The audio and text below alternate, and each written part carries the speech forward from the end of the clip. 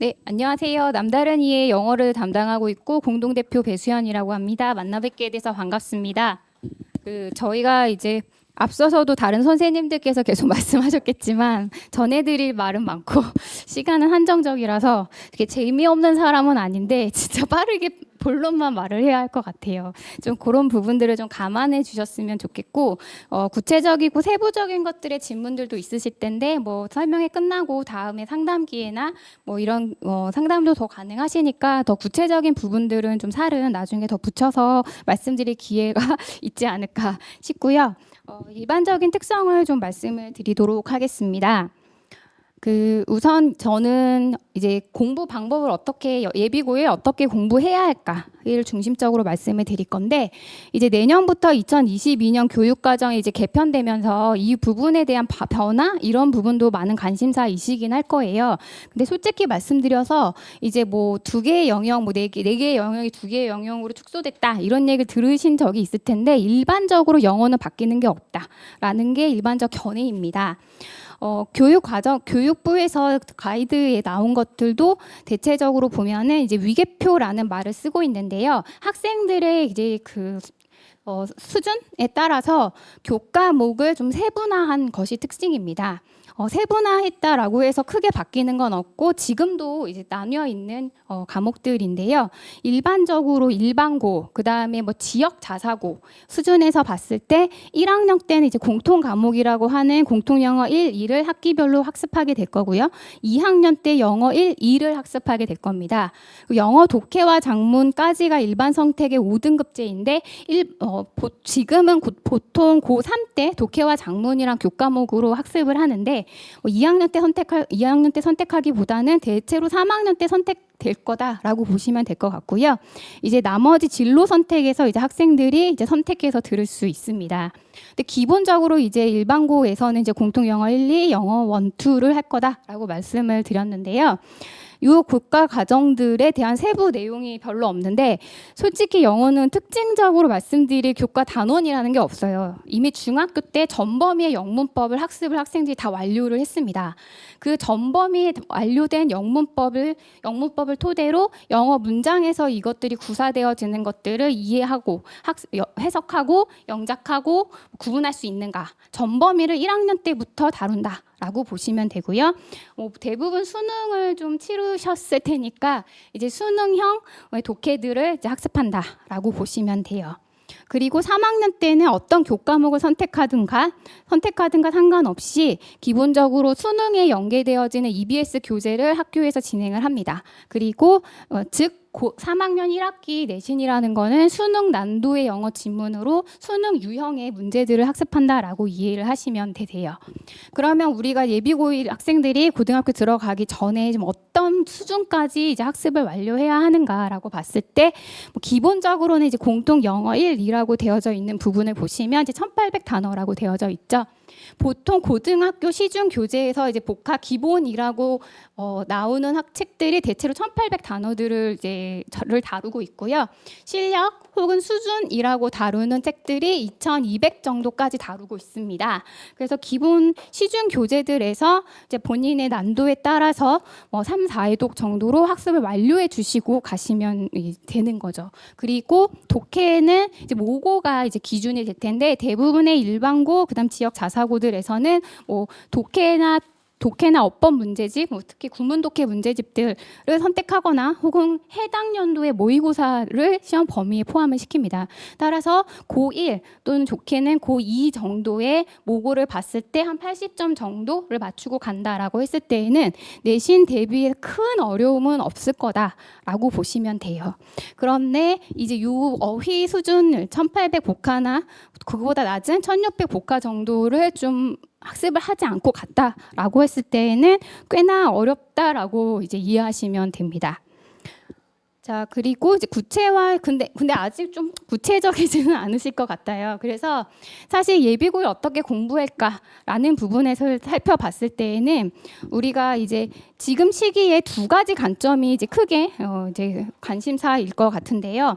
이제 영어는 중학교 때 완료하고 가야 한다라는 말들이 있어요. 그래서 고등학교 가면은 수학이나 과학 같은 데 시간을 투자해야 하기 때문에, 그리고 수능 영어는 이미 절대평가가 됐기 때문에 1학년 때 1학년 들어가기 전에 고2 정도까지 90점 만들어 놓고 그냥 분위기 타고 간다, 이런 이야기들 많이 하시는데, 사실상 이거는 좀 경계해야 할 이야기라고 보시면 될 것 같아요. 이제 많이 좀 경험을 하셔서 아시겠지만, 우리가 이제 한국어로 된 그냥 소설 같은 것도 어렸을 때는 이제 문학소년이라 많이 보고 잘 읽었는데, 한참 안 보면 되게 떠듬떠듬 읽게 되고 한 번에 이해 안 되거든요. 중학교 때 영어 학습들을 굉장히 많이 합니다. 1등급 만들어 놓으려고. 근데 고등학교 가서는 사실상 수능이나 또는 원서형 독해라든가 이런 글을 읽을 시간이 많지 않습니다. 그 내신은 정해진 범위를 깊이 있게 학습하기 때문에 다양한 글을 읽지 않아요. 그러다 보니까 학생들이 점수가 오히려 퇴화하거든요. 이게 보통 고1 기말 또는 고2 올라갔을 때 학생들이 노골적으로 좀 그런 문제들을 경험을 하게 되는데요. 그래서 수능을 미리 다 대비하고 완료한다라는 것은 사실상 불가능하고 꾸준히 학습을 해야 한다라고 보시면 됩니다. 그 다음에 두 번째로는 내가 갈 학교에 맞춰서 내신 대비를 어떻게 해야 할까? 이게 이제 가장 큰 관심사이실 것 같아요.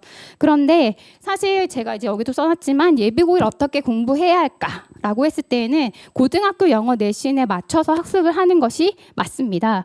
그러면 내가 갈 학교에 맞춰서 하라는 얘기냐는 아니에요. 뭔 소리야?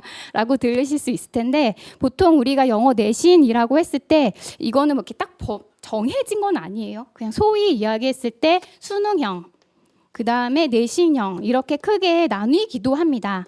내신형이라는 것은요, 대체적으로 외고라든가 전국구 자사고처럼 수능보다 더 높은 난이도, 더 많은 범위, 원서형 지문 이런 것들을 시험으로 다루는 학교에서 그 시험의 특성에 맞추는 시험이기 때문에 사실 대부태로는 이제 무관하다라고 보시면 되고, 일반고나 지역고 자사고처럼 대체적인 고등학교의 내신은 수능형으로 출제가 되는데요. 수능형이라고 했을 때는요, 대부분 한 70%가 수능형 독해 문제들을 출제를 합니다. 난도는 이제 학교마다 차이가 있겠죠. 나머지가 이제 어법과 영작, 그다음에 복화 등등등이 나오고 있는데, 이거는 뒤에서 다시 표로 보실 거예요. 그러니까 대부분의 학교들이 수능형으로 낸다는 거예요. 그렇다면 일반적 고등학교 내신의 경향에 맞춰서 학습을 하시는 게 맞지, 어떤 학교는 이렇게 어떤 학교 이렇게로 이 4개월을 보내시는 건 좀 다소 위험하다라고 말씀을 드리고 싶습니다. 다만 학교별 특징들이 반영돼서 그것에 대해서 체화해보거나 또는 대비를 좀 이렇게 문제도 풀어보고 이런 것들은 필요합니다. 그리고 어떤 부분에서는 그런 부분들이 학습에 좀 보완이 되기는 해야 해요. 자, 그래서 다시 고등학교 어떻게 공부해야 할까라고 했을 때, 예비고를 어떻게 해야 할까라고 했을 때는 아까 말씀드린 대로 고1, 고2를 기초 학습을 하면서 고3 때 수능을 대비하는 것들이 학교에서도 가는 과정이다라고 말씀을 드렸잖아요. 그래서 이 과정으로 가는 과정이고, 고1 같은 경우는 내신 대비를 충실히 하는 좀 기초를 다지고 좀 딥하게 공부하는 과정이라고 이해를 하시면 될 것 같습니다. 자, 그럼 고등학교 내신 평가 방식은 어떠한가를 봤을 때, 이제 지필고사라고 할 수 있는 중간과 기말고사가 약 70에서 60% 반영되고요. 수행평가가 30에서 40% 정도 반영이 돼요. 그럼 이걸 보시면 이제 부모님들이 와, 수행평가 굉장히 많이 들어가는구나, 잘 대비해야겠다, 이렇게 생각을 하실 겁니다. 그리고 수행평가가 말하기와 쓰기로 되어 있거든요. 그러니까 2022년 교육 개정이 쓰기와 말하기, 표현 이런 것들을 강조한 데라고 비춰봤을 때, 이 부분을 미리 해야겠다라는 생각이 드실 텐데, 사실 그건 초등, 중등에 관여된 거고요. 수행평가는 여러분이 다 아시게 말씀드리면 수능의 듣기와 같습니다. 17문제가 나오니까 비중이 상당히 높아요. 그런데 쉽죠. 네, 비중은 상당히 높은데 쉽습니다. 중하위권 학생들은 지필고사에서 낮은 평균을 보완할 수 있는 방식이 수행평가예요. 그러니까 관리를 해야죠. 하지만 나는 1등급이 목표다라는 학생에게 난도는 그렇게 높지 않습니다. 그러면 반드시 다 맞춰야 된다, 만점을 받아야 한다라는 거예요. 그럼 결국 변별력은 지필고사에서 오는 겁니다. 그래서 우리는 이 지필고사에서 철저하게 대비를 해서 좀 학습을 하고 가야 한다라고 보시면 되고요. 그럼 영어 시험의 일반적 구성은 어떤가라고 했을 때 좀 표가 작겠지만 좀 대체로 많이 들어보셨을 거라고 생각이 듭니다. 범위는 많다. 그래서 교과서가 비슷하지만 사실상 지문은 한 과당 3배 정도가 돼요. 그러니까 중학교의 교과서만 3배. 그다음 외부 지면이라고 했을 때 중학교한테 프린트로 2-3개를 주거든요. 사실 모의고사, 고등학교 모의고사가 들어가기 때문에 이제 25지문 정도가 나오죠. 그러니까 최소 10배. 라고 보시면 됩니다. 그래서 많은 범위들을 학습을 해야 한다라는 거가 중요하고요. 그 다음에 평균을 보시면 중학교 때는 대체로 학습에 의욕을 붙었고 너는 학습해야 해, 공부해야 해, 포기하지 마. 이기 때문에 평균이 75, 80점 선에서 지어집니다. 하지만 고등학교는 변발력이 필요하고 대학을 보내야 하는 거기 때문에 그렇게 출제할 수 없잖아요. 우리 학생이 변치 않는 상태로 그냥 꾸준히 학습을 유지하는 상태로 학습했을 때 평균을 60점 맞는다고 하면 평균은 50%잖아요. 정규 분포에서 몇 등급이신지 아시겠죠? 그래서 그 기본적으로 학습들을 그냥 어느 정도 중학교 때 꾸준히 했던 것들 이어간다라고 했을 때는 안 된다라는 점. 그럼 무엇을 공부하냐라고 했을 때 아까 말씀드렸잖아요. 기본 1800 복화 고1 수준의 모고를 90점 정도는 맞을 수 있는 단계를 좀 만들어 놨다면 상위권 가능이라고 보시면 됩니다. 여기서 상위권은 5등급제 1등급을 말씀을 드리는 거예요.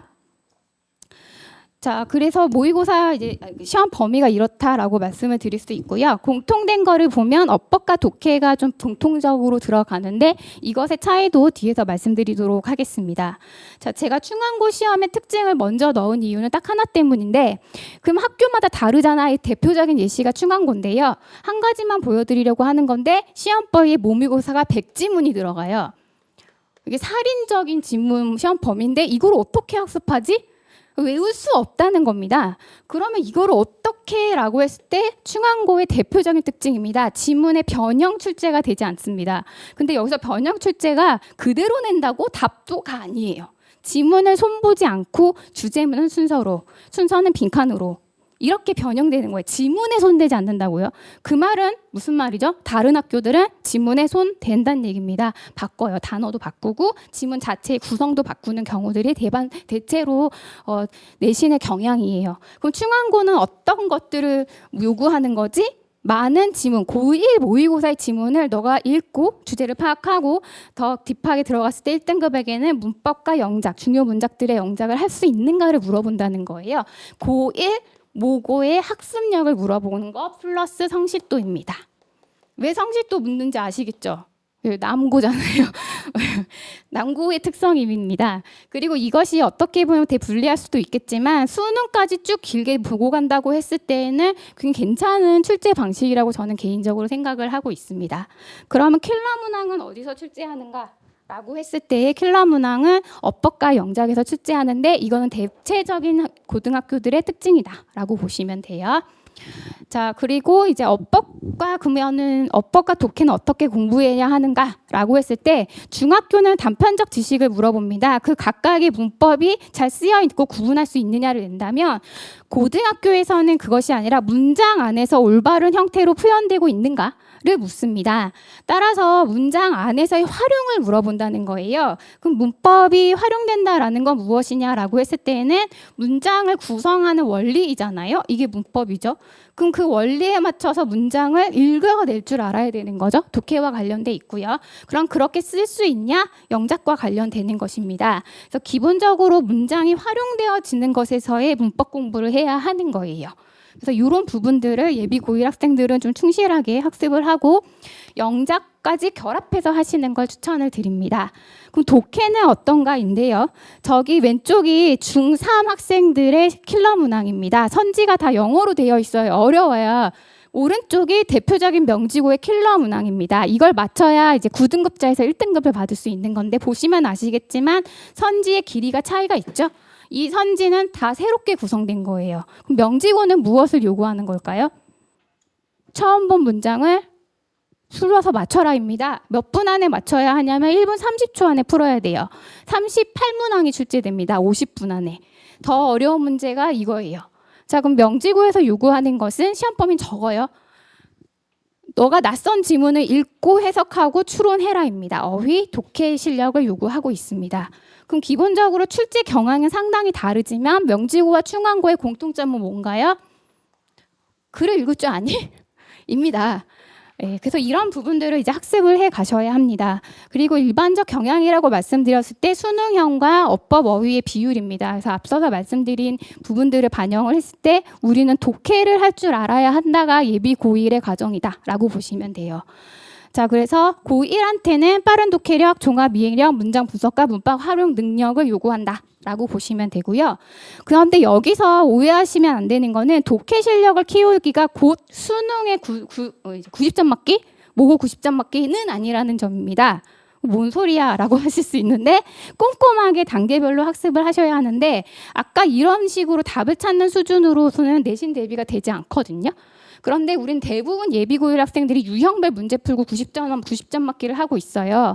사실상 내신 대비하고는 별개고 기본 실력 향상에는 도움이 되지 않습니다. 그럼 무엇을 해야 하느냐인데 사실 원서형 독해를 하는 게 차라리 맞아요. 근데 고1한테 이거 시키면 라고 이제 뿅뿅뿅 물음표가 뜰 텐데 근데 해야 한다는 점입니다. 그래서 저희는 이렇게 할 건데요. 자, 뭐 그냥 뻔한 유형편 독해 문제집입니다. 답만 찾고 끝나는 게 아니라 소재와 주제를 다루고 단락을 구분하라라는 문제가 기본적으로 구성된 교재를 꼼꼼히 제가 살펴서 선정을 했고요. 이거는 저희 학원 자체 문제인데 변형 문제예요. 이렇게 이제 원래 문제에서 변형이 되는데 거기서 끝나는 게 아니라 각 지문의 세부 내용들을 추론하고 이해해라라는 변형 문제까지 출제를 해서 내신을 대비하는 방식으로 냅니다. 그래서 이런 부분들을 실전 문제들로 훈련을 하면서 실력을 향상시켜 가야 한다라는 것이 중요하고 이런 부분들을 저희는 다루고 있다라는 점을 말씀을 드리고 싶어요. 그래서 독해 실력을 키운다라는 것은 어휘 문법을 토대로 글을 이해하고 문제를 풀어가는 능력이라고 보시면 되고 그래서 저희는 고1 과정에서 그런 부분들을 커리큘럼에 반영해서 수업을 진행을 하고 있습니다. 그리고 세부적인 부분들은 이후에 학교별 특징이나 이런 것들은 더 자세하게 자료로 안내를 해드리도록 하겠습니다.